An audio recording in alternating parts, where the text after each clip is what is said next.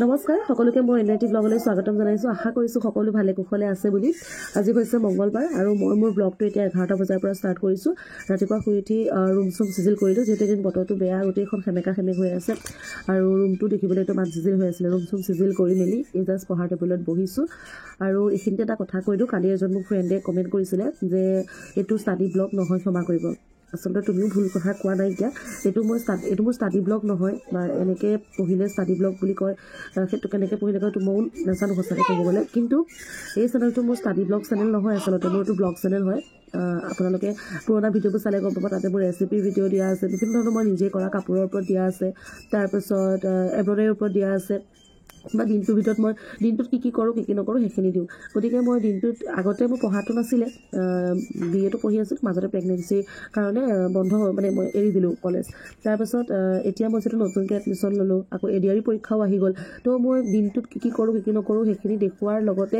আচলতে মই দিনটোত কি কৰোঁ হেখিনি ভিতৰত মই পঢ়াটোও পৰি যায় কাৰণ মই পঢ়াটোও আপোনালোকৰ লগত শ্বেয়াৰ কৰি দিওঁ আৰু দিনটোত কি কৰোঁ হেতুকে মানে হেখিনিয়ে মানে মই দি দিওঁ আৰু ব্লগত কি কোৱা মানে এটা চাই শান্তি নহয় ৰবিয়াক ফেছলাটো মাৰি লওঁ তো সেই মই হেখিনিয়ে শ্বেয়াৰ কৰোঁ মই ষ্টাডি ব্লগ হিচাপে শ্বেয়াৰ নকৰোঁ আৰু এদিন এটা ভিডিঅ' দিছিলোঁ তাৰপৰা মই এডিআই যেতিয়াৰ মই প্ৰিপাৰেশ্যন কৰিবলৈ ল'লোঁ মানে কেতিয়াবা ল'লোঁ আগৰ পৰাই লৈছিলোঁ কিন্তু মাজতে মোৰ মোবাইলটো যিহেতু মোৰ পুৰণা মোবাইলটো যিহেতু কেমেৰা কোৱালিটিটো ভাল নহয় নতুন মোবাইলত কৰিবলৈ ল'লোঁ আৰু তেতিয়াৰ পৰা মোৰ পঢ়াখিনিও সোমাই পৰিলে চ' মই পঢ়া দিনটো কামৰ দিনটোৰ ব্লগটোত মোৰ পঢ়াখিনিও পৰি যায় তো সেইখিনিও মই শ্বেয়াৰ কৰি দিওঁ মইতো ষ্টাডি ব্লগ বুলি শ্বেয়াৰ নকৰোঁ আচলতে কিন্তু মানুহে যেতিয়া মই সেই ষ্টাডি ব্লগখিনিও মাজতে ভৰাই দিলোঁ বিভিন্ন ধৰণৰ কমেণ্ট আহিবলৈ ল'লে আৰু মানুহবোৰে ভাল পাবলৈ ল'লে আৰু কমেণ্টটো কৰে যে এনেকুৱা ব্লগ ডেইলি বিচাৰোঁ বা আপোনাৰ এইটো ভিডিঅ'ৰ পৰা মই বহুতখিনি মটিভেট হৈছোঁ বা বহুত উৎসাহ পাইছোঁ বহুত সকাহ পাইছোঁ এনেকুৱা এটা ভিডিঅ' মই বিচাৰি ফুৰিছিলোঁ যি বোৱাৰী হয় বা মাক হয় তো সেনেকুৱাবিলাক কমেণ্ট পালে নিজৰ আপোনাৰ হ'লেও মন যাব আৰু নেক্সট ভিডিঅ' দিবৰ কাৰণে তো সেইটো কাৰণে মই ব্লগবোৰ দি যাওঁ আৰু ষ্টাডি ব্লগ হিচাপে নিদিওঁ সঁচা কথা ক'ব গ'লে মোৰ সেইটো মোৰ মাত্ৰ ডেইলি ব্লগ হয় ঠিক আছে তেন্তে মই মোৰ ব্লগটো এতিয়া ষ্টাৰ্ট কৰিছোঁ আৰু আজি মই এতিয়া এছাইনমেণ্ট কৰিম 11টা বজাত আৰু মই ভাবিছোঁ কি এছাইনমেণ্টখিনি আগতে কৰি মেলি আজৰি হৈ লওঁ আজৰি হৈ ল'লে আকৌ এডিআইত মই ধুনীয়াকৈ ফ'কাছ কৰিব পাৰিম তো এতিয়া মানে এইবাৰ এছাইনমেণ্ট কেনেকৈ দিছে আৰু ছাৰে মই একো বুজি পোৱা নাই কালি যদিও গ'লোঁ কলেজলৈ কালি যদিও মানে গ'লোঁ কাৰেণ্টটো লাগে বহুত কিবা দেখিছোঁ ভিডিঅ' কালি এইবাৰ মানে এছাইনমেণ্টবোৰ ছাৰে ইমান বেয়া মানে একো বুজি পোৱা ধৰণে দিয়া নাইকিয়া কালি এতিয়া যদিও গ'লোঁ EVS-ৰ মানে এছাইনমেণ্টটো এতিয়াও পোৱাই নাইকিয়া মানে যিটো আমি পালোঁ সেইটো 2022 হয় আৰু এতিয়া 2023 সম্ভৱ হ'ব গতিকে সেই এছাইনমেণ্ট মানে এইবাৰ বৰ বেয়াকৈ দিছে একো বুজি পোৱা নাই কালি সেইটো কাৰণেই গ'লোঁ পিনে আৰু এতিয়া এছাইনমেণ্ট কৰোঁ পঢ়া পৰি এইখন EVS কৰিম বুলি ভাবিছিলোঁ এতিয়া মানে কৈছোঁ নহয় এয়া মাজে মাজে এনেকৈ মোক ডিষ্টাৰ্ব দিয়ে থাকে তো তেনেকুৱা কেনেকৈ পঢ়িম তেনেকৈ মানে মই ষ্টাডি ব্লগ হিচাপে দিম বাৰকচোন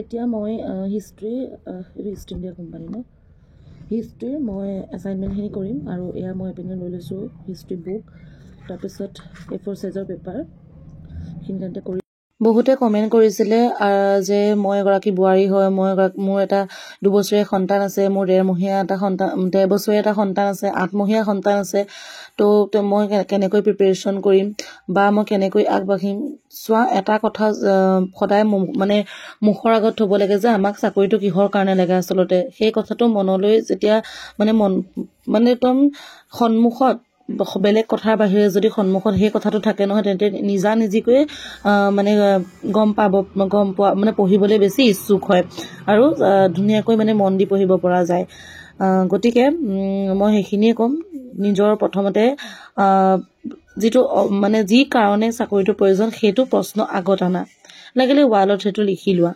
তেতিয়া তোমালোকৰ মানে পঢ়িব পাৰিবা আৰু লগতে ঘৰুৱা যি মহিলা কাম কাজৰ মাজত ল'ৰা ছোৱালীৰ মাজত হ'লেও এডিআইৰ কাৰণে প্ৰিপাৰেশ্যন কৰি আছে তেওঁলোকে হেনেদৰে কৰিব লাগিব ল'ৰা ছোৱালী শুলে বা ঘৰুৱা কামখিনি কৰি মেলি আজৰি হ'লে কাৰণ ঘৰুৱা কাম আৰু ল'ৰা ছোৱালীক দায়িত্ব পালন কৰাটো নিজৰ কৰ্তব্য হয় গতিকে গোটেই কৰ্তব্যখিনিৰ মাজত এই কৰ্তব্যটো যেতিয়া সুমিয়াই লৈছোঁ পঢ়াটো যেতিয়া সুমিয়াই লৈছোঁ এই পঢ়াটো ধুনীয়াকৈ নিয়াৰিকৈ পালন কৰি যাব লাগিব কাৰণ সেইখিনিও বহুত বেছি ইম্পৰ্টেণ্ট হয়, সেইখিনি আমাৰ দায়িত্ব হয়, কৰ্তব্য হয়, আৰু এইখিনি আমাৰ ভাল পোৱা বা আমাৰ মানে আমাৰ যিখিনি সপোন সেইখিনি হয়। গতিকে দুয়োটাতে আমি সমানে সময় দিব লাগিব, সমানেই গুৰুত্ব দিব লাগিব।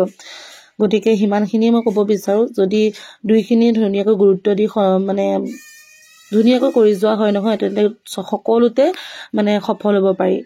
ঘৰুৱা কাম, ল'ৰা ছোৱালীৰ দায়িত্ব আৰু লগতে পঢ়াখিনিও। আৰু বহুতে সুধি আছিলে বা তুমি MA কৰি আছা নেকি? নহয়, মই BA কৰি আছোঁ কৃষ্ণকান্ত সন্দিকৈ মুক্ত বিশ্ববিদ্যালয়ত। তাতে মই ডিষ্টেঞ্চত মানে BA কৰি আছোঁ।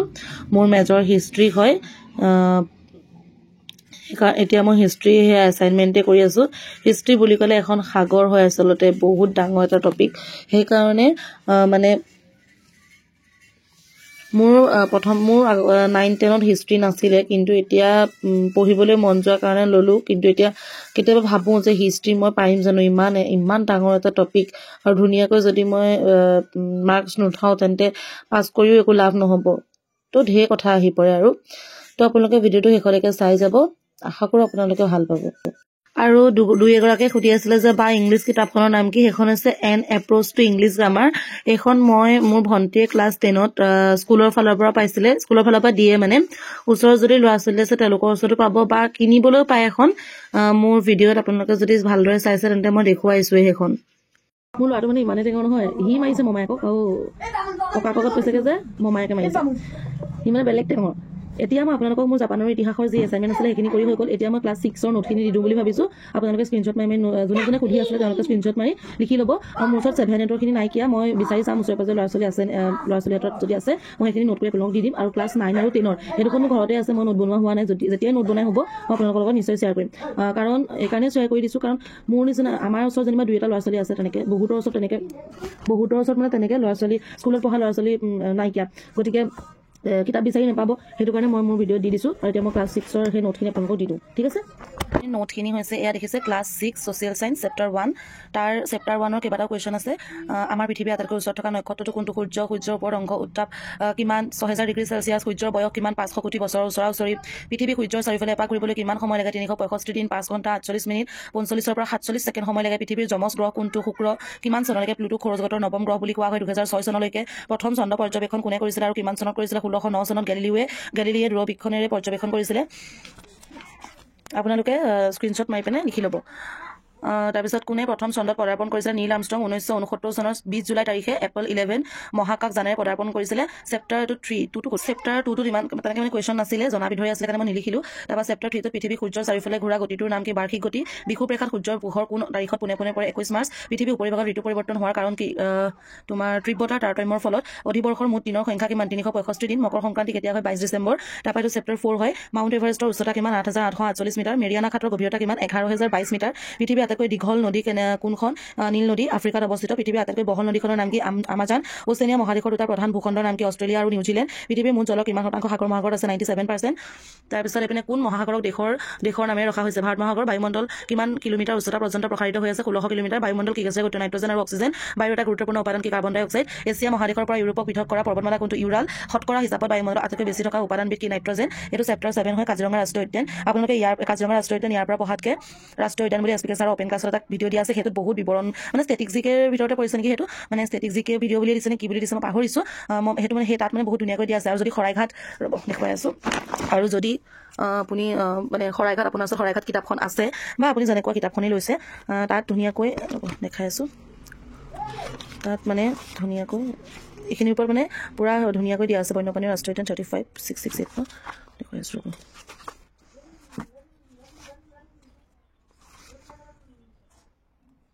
এইপিনে আমাৰ যি তোমাৰ হেৰি আছিলে জিম কৰবেট ৰাষ্ট্ৰীয় উদ্যান, সেইখিনিৰ ওপৰত আছে।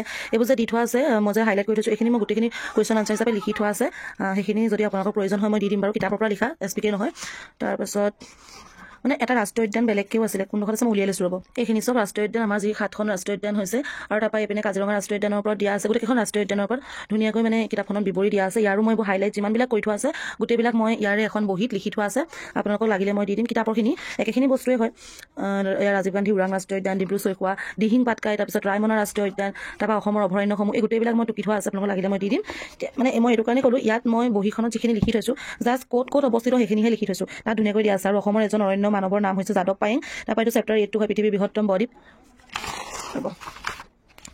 এইখিনি মই এপ্লাই নটিফিকেশ্যন অহাৰ আগতে লিখি থৈছিলোঁ সুন্দৰবন চেপ্টাৰ 14 ক'ব আহিলে এইটো চেপ্টাৰ 8 তো ডাইৰেক্ট 14 আহি গ'ল যে চেপ্টাৰ 8লৈকে আছিলে আৰু 9 10 11 12 13 সেইকেইটা মই লিখি থোৱা নাই কেলেই নিলিখিলোঁ পাহৰি থাকিলোঁ চেপ্টাৰ 14 হয় চন্দ্ৰগুপ্ত মৌৰ্য ক'ত মৌৰ্য সাম্ৰাজ্য প্ৰতিষ্ঠা কৰিছিলে মগধত মগধ ৰাজ্যৰ কাষত থকা নদীখনৰ নাম গংগা চেপ্টাৰ 16 হৈছে চন্দ্ৰগুপ্ত মৌৰ্যৰ মাতৃৰ নাম কি মুৰা চন্দ্ৰগুপ্ত মৌৰ্য সাম্ৰাজ্য প্ৰতিষ্ঠা কৰা কাৰ্যত কোন পণ্ডিতে সহায় কৰিছিলে চাণক্য নাইবা কৌটিল্য নাইবা বিষ্ণুগুপ্ত বুলি কোৱা হয় তাৰপৰা চেপ্টাৰ 20 এইটো ভাৰতৰ কাক সেউজ বিলৰ পিতৃ বুলি কোৱা হয় তামিলনাডু ডক্টৰ MS স্বামীনাথক তাৰপৰা এইখিনি অকণমান জেনেৰেল নলেজ আছে আৰু আছে নে মই চাওঁ তেনেকৈ লিখি থোৱা আছে এইখিনি মানে ঠিক আছে এইবোৰ ল'ৰা ছোৱালী থকা মানে মহিলাৰ যি মানে পৰীক্ষাৰ কাৰণে প্ৰস্তুতি চলাই আছে তেওঁলোকৰ কিতাপ বহিবিলাক এনেকুৱাই আৰু দেই এইবোৰ যেন এপিনে আগবাগ মই পঢ়িলে সিও পঢ়ে সেই তেনেকুৱা টাইপ এতিয়া মই আপোনালোকক 6খিনি নোট দিয়ে দিলোঁ আশা কৰোঁ আপোনালোকে ভাল পাব আৰু নোটখিনি লিখি ল'ব আৰু যদি কাজিৰঙা মানে ইয়াৰ পৰা লাগে মই ইয়াতে লিখি থৈছোঁ এখন বহীত মই দি দিম আপোনালোকক তো সেই মই নোটছখিনি দিলোঁ আপোনালোকে স্ক্ৰীনশ্বট মাৰি লিখি ল'ব আৰু যদি কাজিৰঙা ৰাষ্ট্ৰীয় উদ্যান মানে শৰাইঘাটত থকা যদি